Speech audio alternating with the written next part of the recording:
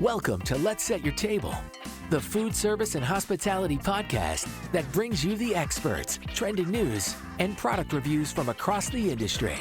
So grab a chair with your hosts and join us as we set your table. Welcome all to Let's Set Your Table, and I'm John D. On episode 1 today, Nick and I are joined with an industry expert from Eco-Products in the green space. And green is all they do. He'll be telling us about the state of green in 2021, the choices in green packaging, while reviewing some of the basics and green terms, as well as explain commonly used industry jargon like biodegradable, compostable, and greenwashing. He also discusses zero waste, what it is, and does it make sense for your operation or group? And of course, what is the process to get started? If you ever thought about going green or you only dabble in the green space, then join us, because it's all right here on the table today at Let's Set Your Table. This episode is brought to you by the Hode Group Chicago showroom. Our Chicago showroom is 3,000 square feet, right out of a food service operator's dream, located in the historic Fulton Market District. Sample thousands of our food service products, tabletop to custom furniture to buffet equipment, takeout packaging, kitchen automation, disposables, front and back of house apparel. Schedule an appointment with one of our food service and tabletop professionals today at the Hode Group Chicago showroom.com. You won't be disappointed. Also brought to you by the Hode Group. For over 40 years, they've been bringing innovative and reliable brands of commercial food service and hospitality products to marketplace. Learn more about what they and we can do for your business at thehodegroup.com. Joining us now is our guest, Mr. Wayne Koekeritz. Wayne is a product and zero waste specialist with Eco-Products out of Boulder, Colorado. Welcome, Wayne, to the show, and thanks for being with us today. Great to be here. Thanks a lot, John. Thanks, Nick. Nick and I are happy you're here. So, Wayne, tell us a little bit about Eco-Products and, what value does Eco-Products bring to the culinary, hospitality, and food service industry, and why Eco-Products? John, great question. Thank you. Eco-Products is a leader in the industry for a couple of reasons. We've been around a long time. It's our 30-year anniversary. We've been providing sustainable solutions for the food service industry in terms of packaging. We've got recycled content, certified compostable products as well. But we go a little bit beyond that as well with providing marketing services and waste audit help and a lot of behind the scenes work that can really turbocharge somebody's operation and get them to meet and reach their sustainability goals. I hear that, Wayne, that you've got a really unique and cool background. Somebody mentioned to me that you, sir, were in the waste hauling business previously in the South. Is that true? John, that is true. And let me tell you a little bit how that started. I have been in the hospitality business, really more a back of house as a operations manager, director of engineering. And I was working at a property in South Carolina where I was in charge of recycling and waste and all these other issues. And we were presented with an opportunity by our local county officials to participate in a pilot program to compost all of our pre and post-consumer food waste. And so the caveat to that was that we had to haul it ourselves. And it was about a 45-minute trip one way to the facility. So a couple times a week, we'd take these giant 96-gallon recycling containers filled with food waste and haul them up and tip them off the back of a box truck. And it was one of my trips back from that facility where I started to think, I was like, man, there has got to be a better way to do this. And so I started to research it, started looking into it. And not only did I come up with the idea that there was a better way to do it, but that there's actually a business opportunity here as well. So about 6 months later, I left that position as a director of engineering and began and started my own food waste hauling business. And from there, worked 6.5 years in that market and built the business. And that was also then my introduction into Eco-Products and compostable products as well. That's a really cool story, Wayne. And I mean, most people, we sit down with you and that was like, man, Wayne, you have such a unique story, but it really it led you into your role in Eco-Products, which is so pivotal or pivotal. So your title as product and zero waste specialist, what exactly does that entail? What do you do on a day-to-day basis? Nick, good question. Thank you.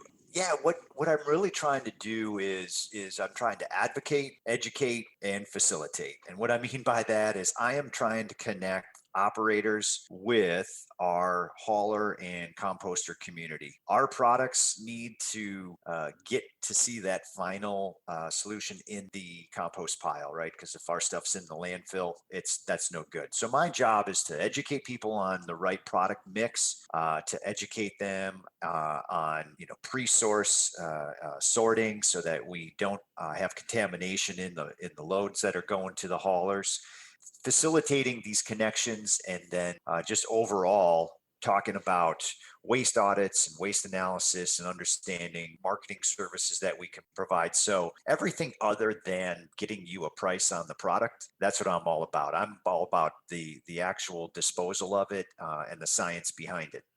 So Wayne, how do you interface, with the industrial commercial operator today and what you do? So we can provide a variety of help to that operator. If an operator is just coming into this with very little experience or knowledge, let's just start with the basics and talk about what a program is, and sort of what the right product mix could be. There are some operators who don't have commercial composting available to them in their area. So then let's start asking a couple of questions. What makes the most sense? Should we be looking for recycled content in your product versus a renewable compostable solution, since we know what the end of life is going to be? If there is commercial composting access available, let's identify where that is and who the haulers are and make those connections as well. So that's one thing I can do. Another thing is if you're a little bit more advanced in where you're at, let's go and conduct a waste audit. What's a waste audit? Well, that's just taking a segment of the waste stream at any particular point in the day. Let's collect it for 2 hours. Let's bring it outside. Dump it all out on a tarp, and let's pick through it and find out what's recyclable, what's landfill, what's compostable, and let's weigh those and get some percentages as a typical day in that operator. So we can do that. We can help with building out some marketing materials. Maybe you need a little help with some bin signage or tabletop cards to help educate your consumers or employees. So there's a lot of different things that we can do to interface. So that really, I want everybody to understand that it is more than just the cup, right? It is all about everything that goes into the cup and how do we get the cup out of your facility. Let's get right into before we get way ahead of ourselves here. Let's go through some basics, and let's talk about words that are thrown out in the industry all over the place, Wayne. We hear all sorts of words. So let's try to define for the operator listening, going back to the basics on that. What is green? I mean, you've talked already a lot about this, but what defines green? That's a loaded question, John. You're setting me up here. So green can mean a lot of different things to a lot of different people. And one of the things that I really try to do is stick to known concepts, provable, verifiable, certified sort of concepts that we can certainly prove out. There is, let's maybe define green by saying what green isn't, right? So there's a lot of greenwashing. That's another term that we hear. There's a lot of dubious claims in the industry from companies that want to capture or take advantage of people's desire to be more sustainable. And that's what greenwashing is when you're taking a foam cup and you add a little bit of plant material to it and you say, now this is a biodegradable cup.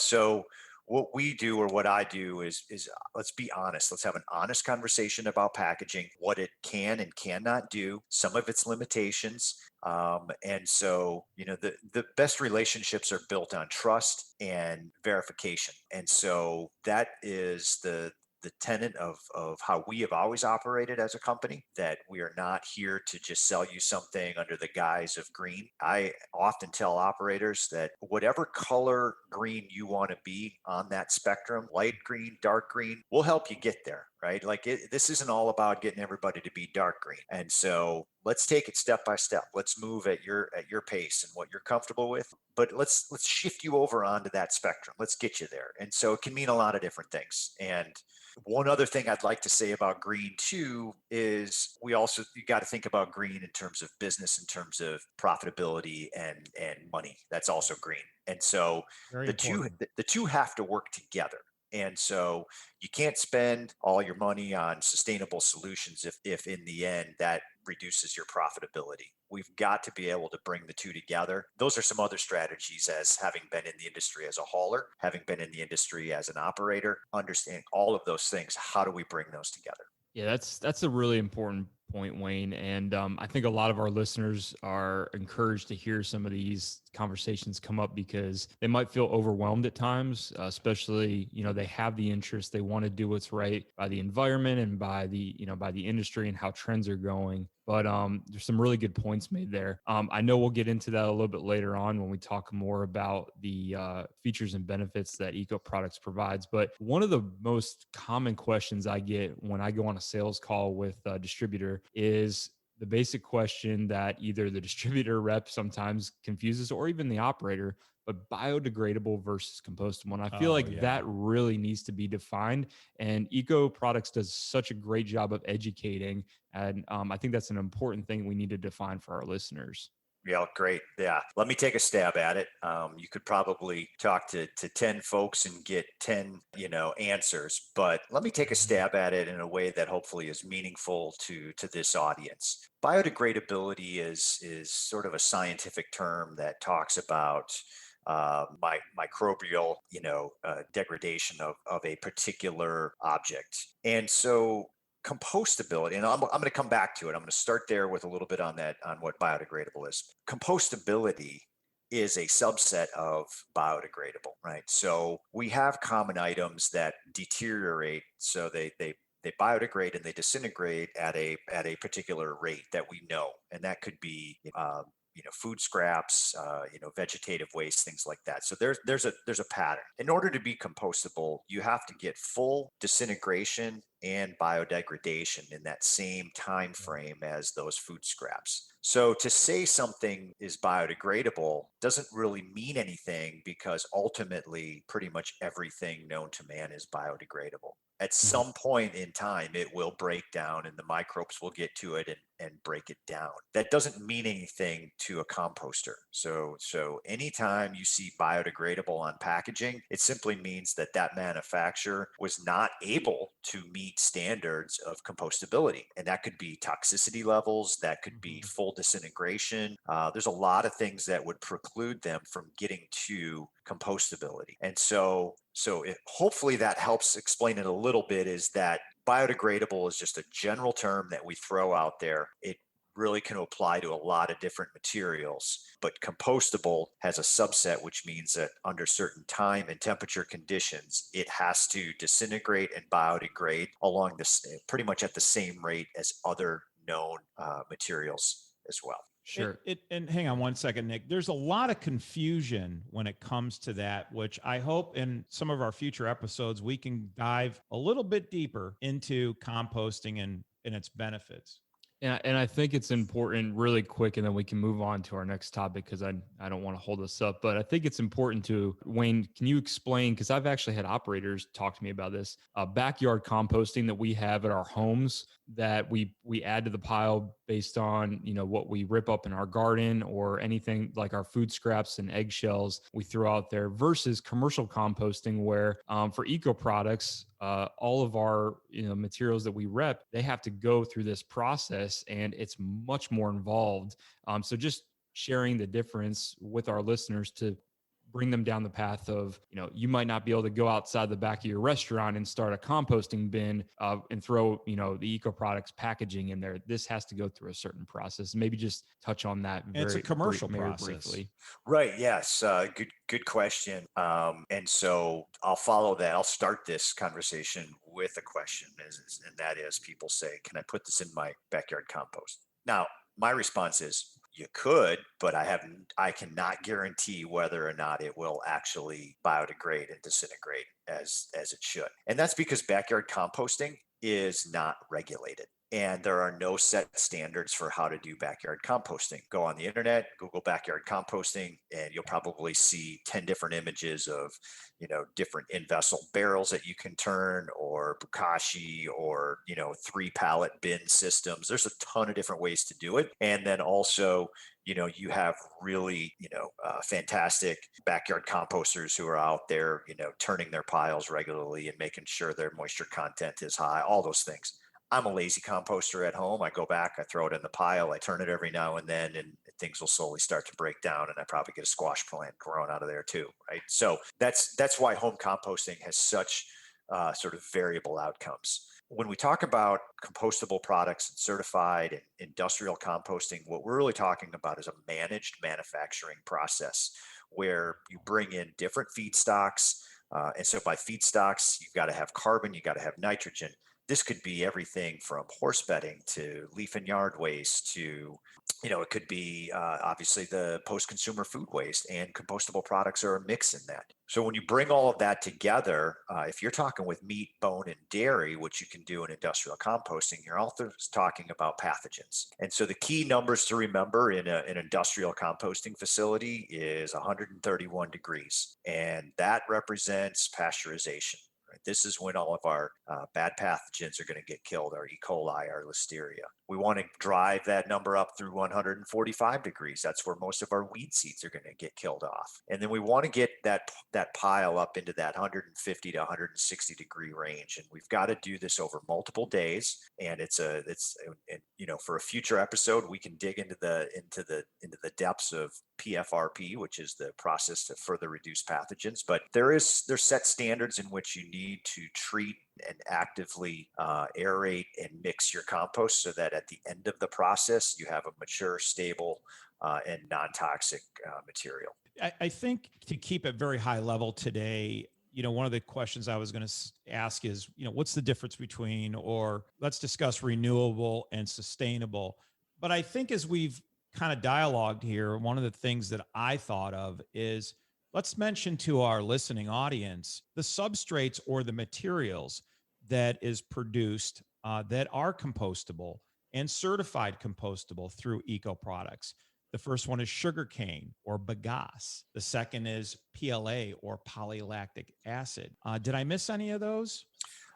There's other commonly sort of accepted items, wood stir sticks or napkins, and those are some general basics. But other substrates that you may see in the marketplace are bamboo mixes as well, where you're bringing some of that in. But by and large, the two big ones that we talk about and see as the most common are the bagasse, sugarcane, and PLA. So let's talk about renewable and sustainable. We just discussed several of those substrates. Would they fall under that category? They would.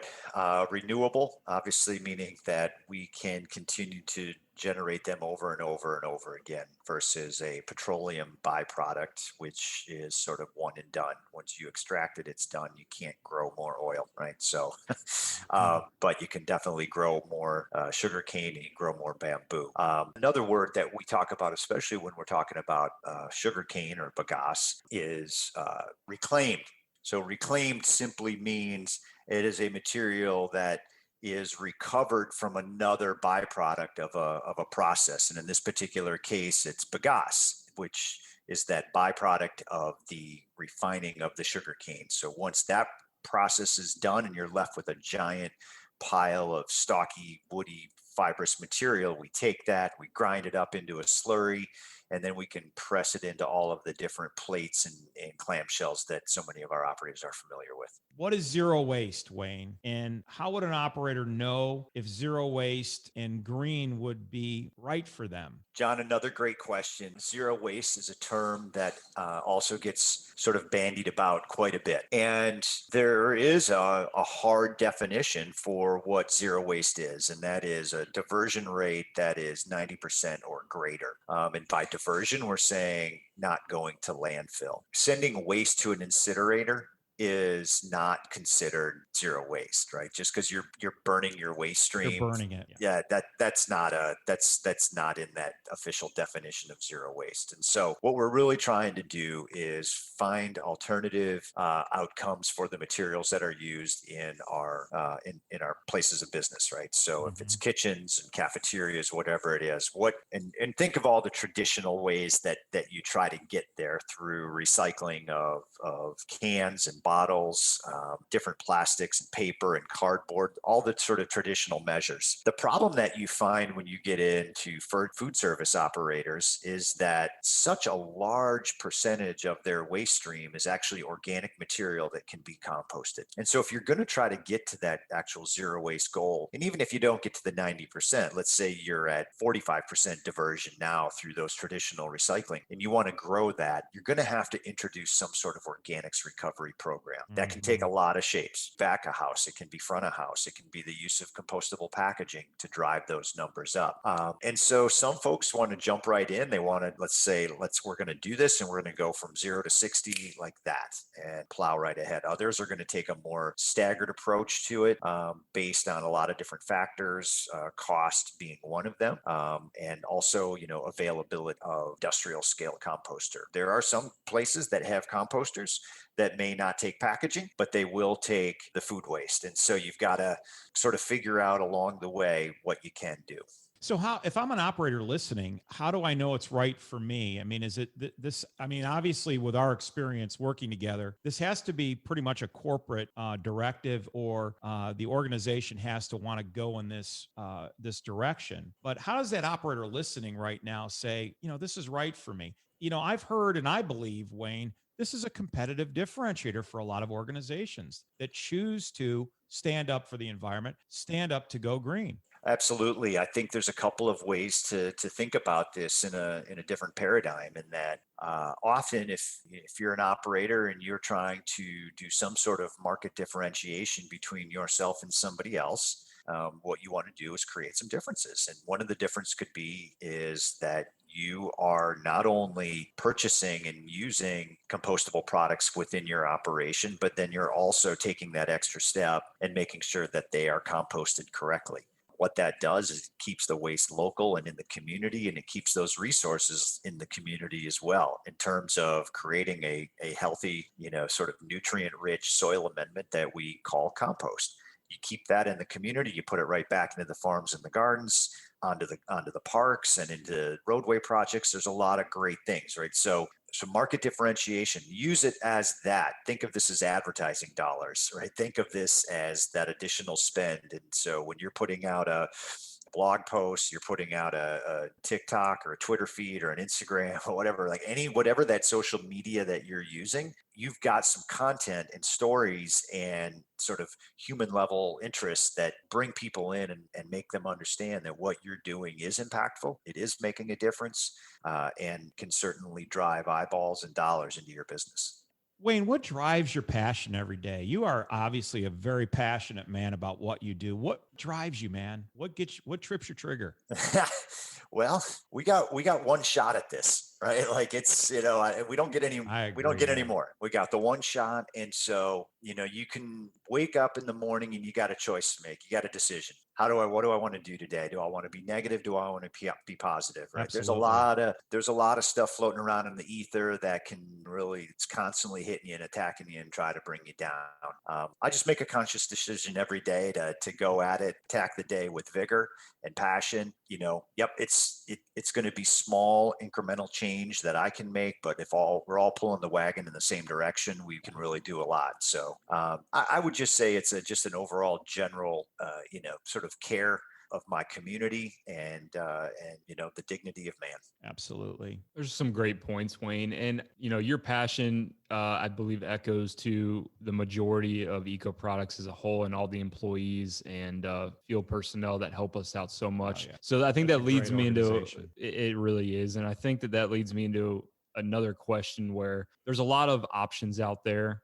There's other companies, there's other quote unquote green companies and compostable product companies. What's the differentiator for Eco-Products? And are all companies created equal when we talk about green products? What makes Eco-Products so much different? Well, it's in our tagline, green is all we do. And what that signifies is this is the space. We are not just a packaging company that deals in a line of green products. As noted, we are either recycled content or compostable substrates. That's what we're focused on. And it's, our competitors, some of them, there's a lot of competitors in this space. Some of them are legit and worthy competitors, and we like that. And then there's others that are a little bit more disingenuous, and they will, sell a foam cup and a PET cup, and they'll have a line of a few compostable products as well. The challenge is when those substrates start to get mixed and mingled a little bit, and you've got to make sure that the operator understands what can and cannot be recycled. We often talk about food contact. Recyclers don't want food contaminated plastics, and composters don't want non-compostable plastics. So we've got a really interesting little slice, a little niche right in here where you get food contaminated packaging. And if you can take the food, the fork, and the plate and all put it into one bin, that is now when you get a real easy end of life solution. And so what Eco-Products does is works with the operator to facilitate that. It's everything from the beginning. It's got to have a system solution. You start with procurement, making sure that it's the right bundle. Right. Then you train your staff and your employees. You train your custodial and janitorial staff to understand and quickly identify visually whether something is a contaminant or not. You work with your hauler so that they understand as well what you're doing and which products you're using, and that carries all the way through down to the composter so that when a load gets tipped in their facility, they've got the confidence knowing that when it came from you, that everything in there is compostable and is not going to harm their system. Yeah, and Wayne, I got to give just a quick little testimonial, and from us to the Hode Group. I believe, and I tell operators this all the time, one of the biggest differentiators between you and other companies in Eco-Products is really comes down to the marketing offering that you guys offer. Being, having that background, we know how much expense and, comes with that in the team. You guys have a great creative team. So telling that message and helping an operator tell their message, whether it's tabletop placards or posters or the branding message or putting something on their website, you guys invest really heavily. And I believe that that's something that no other company out there does in the green packaging industry. So investing the hundreds, if not potentially thousands of dollars and lots of man hours in an operator just because you want their customers to know that message really speaks volumes. And I tell people that all the time. And I think that's just a huge point to be made that no one else does that. At least we haven't come across anybody else. And that's why we rep you guys. So proud to represent the brand, and you guys are all just a cut above the rest. Your passion, your desire to, win the battle every day and go out and fight the fight. I mean, we just respect that and we just enjoy it so much. So if I'm an operator, Wayne, listening and asking myself right now, is a zero waste initiative right for me? What products do I need and who should I talk to and where do I get started? And can I afford this? Right. No, absolutely, John. Great question. And it starts right at the table that we're sitting at right now. There are years of industry experience around here. We have everything from, waste hauling and all the way to, restaurant operations. Everybody's got a lot of experience here. This team right now is great and can really help people ask the right questions. This is not a one size fits all opportunity. Everything has to be looked at very specific to your operation. one of the things that we're going to do, again, this all goes back to the question of honesty. If you've got opportunities to use durables and washables, reusables, number one, go for that. Like that is going to be the highest and best use of resources. If you're in a situation where that is not something that can be done, then let's look at what the disposable options are. And is that bringing in a recycled content product because at the end it's not going to be composted?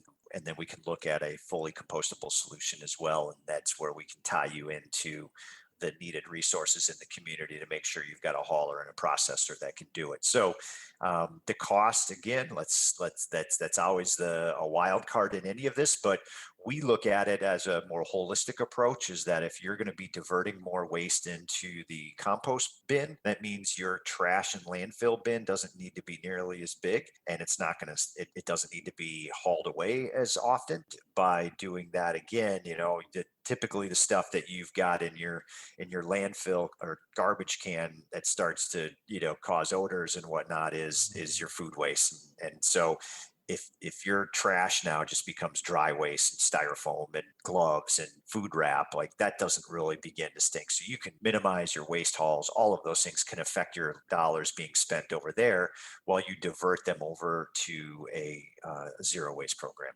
Well said. Well said. Well, we're going to have to wrap up today because we could talk hours more on this. And Wayne, we want to thank you so much for joining us here. And you threw it all on the table, and appreciate that. There's going to be more, and we'd love to have you back when you can. For those operators listening right now, if you want to get a hold of us, you're going to find our contact information in the show notes.